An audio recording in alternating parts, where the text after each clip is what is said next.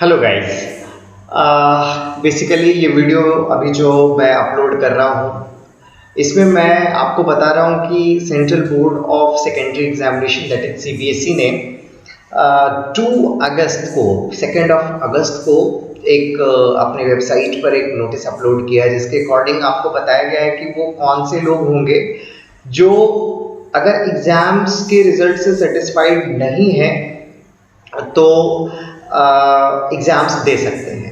तो अभी आप मेरे पीछे देख रहे हैं एक नोटिस है, मैं अभी इसको कंप्लीट पढ़ूंगा एंड देन आफ्टर मैं उसको समझाने की भी कोशिश करूंगा। तो चलिए पहले सीबीएसई का जो ये नोटिस है इसको हम लोग देखते हैं। जैसा कि आप देख सकते हैं circular 2021 August 2 August 2021 subject conduct of improvement compartment examination 2021। it means to say कि वैसे बच्चे जिनको कंपार्ट में रखा गया है या वैसे बच्चे जो सेटिस्फाइड नहीं है विद द रिजल्ट्स, इन दोनों ही कैटेगरी के बच्चे इस नोटिस के थ्रू जाएंगे और वो एलिजिबल होंगे इस एग्जाम्स को देने के लिए। फर्दर जैसा कि आप देख सकते हैं CBSE will be holding examination as stated in the policy for tabulation of marks for class 12 2021 released by CBSE for the following category of students. कुछ बहुत इंपॉर्टेंट चीज़ है जो आपको देखना चाहिए, जो आपको जानना चाहिए। तो मैं जरा सा इसको देख रहा हूँ, मैं जरा सा इसको पढ़ रहा हूँ आपके लिए, जरा आप इस पर ध्यान देंगे। First one, students who are not satisfied with the marks awarded based on the policy of tabulation will be given an opportunity to appear in the examination to be conducted by the board। it means to say कि अभी जो आपके results आए हैं, अगर आप इस result से सेटिस्फाइड नहीं है तो आप ये जो एग्जामिनेशन कंडक्ट हो रहा है you will get an opportunity to sit in this examination. First thing, okay. Second one, also after the declaration of result, students who are not able to meet the qualifying criteria in one subject and placed in compartment category। पहले तो वो बच्चे जिनका result आया है वो पास हैं 70, 75, 80, 60% और वो सेटिस्फाइड नहीं है, वो इम्प्रूवमेंट के लिए जा सकते हैं। दूसरे वैसे बच्चे जो किसी एक पर्टिकुलर पेपर में कंपार्टमेंट कैटेगरी में रखे गए हैं, who are not able to meet the qualifying criteria in one subject, वैसे बच्चे भी अपीयर हो सकते हैं इस एग्जाम्स के लिए। नाउ फॉर द प्राइवेट पत्राचार and second chance compartment candidate. अब सेकेंड चांस कंपार्टमेंट कैंडिडेट इसका मतलब whose results has not been declared based on the policy for tabulation because of their non availability of year long assessment detail। कुछ वैसे बच्चे हैं जिनका पूरे year में कोई असेसमेंट डिटेल्स अवेलेबल ही नहीं था स्कूलों के पास, एब्सेंटीज या किसी और वजह के से इंटरनल असेसमेंट्स के उनके कोई मार्क्स नहीं थे। वैसे बच्चों का सीबीएसई ने रिजल्ट्स होल्ड करके रखा हुआ है, तो वैसे बच्चे भी अपीयर हो सकते हैं अपने रिजल्ट्स के लिए इन this examination.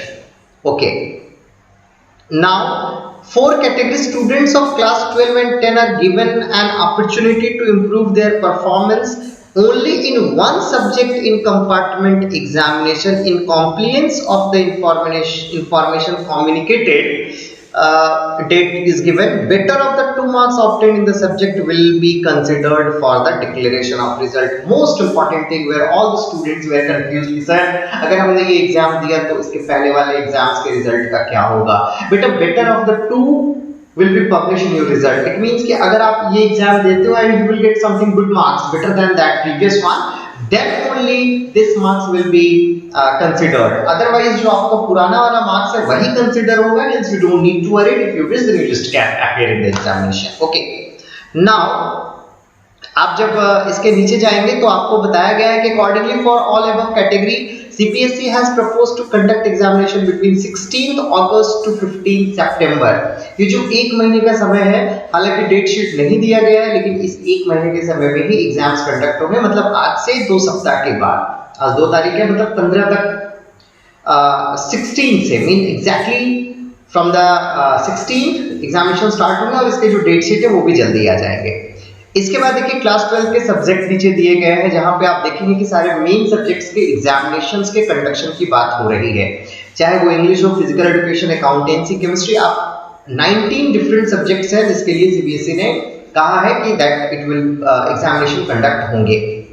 Now after the completion of page 1, जब हम लोग पेज 2 की तरफ जाते हैं तो इन्होंने कहा कि साहब कौन से कैंडिडेट एलिजिबल हैं, तो candidates given special opportunity, first category candidates of 2021 examination whose result has been declared as passed as per tabulation policy but are not satisfied, जो हम लोगों ने ऊपर ही डिस्कस कर लिया। इसके बाद उन्होंने प्राइवेट पत्राचार एंड सेकंड चांस कंपार्टमेंट के लिए उन्होंने 6 डिफरेंट कैटेगरीज बनाई है, from category B to category F, and these category are listed over here. इसमें कुछ भी ऐसा इंपॉर्टेंट नहीं है, हालांकि मैं इसको एक बार, कुछ भी इंपॉर्टेंट नहीं है मतलब उनके लिए जो इस साल एग्जामिनेशंस में पास हुए हैं और रिजल्ट के लिए सेटिस्फाइड नहीं है, ये उनके लिए नहीं है, ये उन बच्चों के लिए है जो इसके पहले 2020 में 2019 में एग्जामिनेशन पास आउट हुए हैं, उनके लिए कैटेगरी बी टू एफ है। तो कहने का मतलब है कि ये उनके लिए नहीं है जो इस साल एग्जाम पास हुए हैं। Now after that, candidate placed in compartment category in 2021, that's the last category, candidates of 2021 who have been placed under compartment category in the result declared based on the tabulation due to कोई उनके पास data available नहीं था, जो मैंने ऊपर ही discuss कर दिया, वो बच्चे इस एग्जाम्स में अपीयर हो सकते हैं। सेकंड पेज के बाद जब हम लोग थर्ड पेज की तरफ आते हैं, who has to pay examination fee, बहुत इंटरेस्टेड है। Candidates from category A will not pay examination fee as stated in the policy. It means that all those students who are not satisfied with their results will not pay. B2F shall not have to pay any examination fee, जो इस साल appear हो रहे हैं बच्चे उनके लिए नहीं है, बट कैंडिडेट ऑफ कैटेगरी जी जिनको कंपार्ट में रखा गया है, 2021 के बच्चे जिनको कंपार्ट में रखा गया है, they will have to pay examination fee as per examination policy, as per the policy of board. Okay, इसके बारे में कुछ इंपॉर्टेंट चीज और information about examination centre. Centre की अगर बात हो रही है तो इट मींस कि होम सेंटर आपके स्कूल में एग्जामिनेशन नहीं होंगे, हालांकि इसका क्लियरेंस अभी तक आया नहीं है, लेकिन सीबीएसई ने जैसा इंडिकेट किया है कि आपके नियर जो नियर स्कूल की जगह होंगे वहां पर आपके सेंटर दिए जाएंगे और कोविड-19 के गाइडलाइंस का पालन किया जाएगा। तो इन सारी चीजों के लिए we have to wait. Syllabus and question paper design, yes most important, syllabus and question paper will be the reduced, जो हमारा पिछले साल का रिड्यूस्ड सिलेबस है उसी के अकॉर्डिंग क्वेश्चन पूछे जाएंगे। और सीबीएसई ने कहा है कि 2021 के जो सैंपल पेपर बोर्ड के अपलोड हुए गए थे, क्वेश्चन उसी के अकॉर्डिंग ले आएंगे strictly. Okay, and duration of the examination will be as 3 hours 15 minutes, जिसमें 15 मिनट्स आपको क्वेश्चन स्टडी के लिए मिलता था, मतलब it is as our past experience के अकॉर्डिंग ही ये होगा। Then after result preparation, and as CBSE is conducting examination only in main subject, hence result of the subjects whose examination is not being conducted will be prepared based on the assessment policy जैसे उन्होंने पहले बनाया हुआ था। And availability of portal अभी तक खुला नहीं है, तो जस्ट आपको वेट करना है पोर्टल खुलने का, लेकिन सीबीएसई ने कहा है कि ये जल्दी ही खुल जाएगा, तो you just have to touch with your school and also with the CBSE website. तो अभी के लिए जो सबसे इंपॉर्टेंट अपडेट्स आ रही है from the CBSE side, that examination for the compart students and all those students who are not satisfied with the results of 2021, they have to appear in the examination which is going to schedule from 16 August. And hence please be ready, and for any doubt, if you are having any doubt, please comment so I just can answer for your question. Thank you, and wishing you all the best for your examination. Thank you.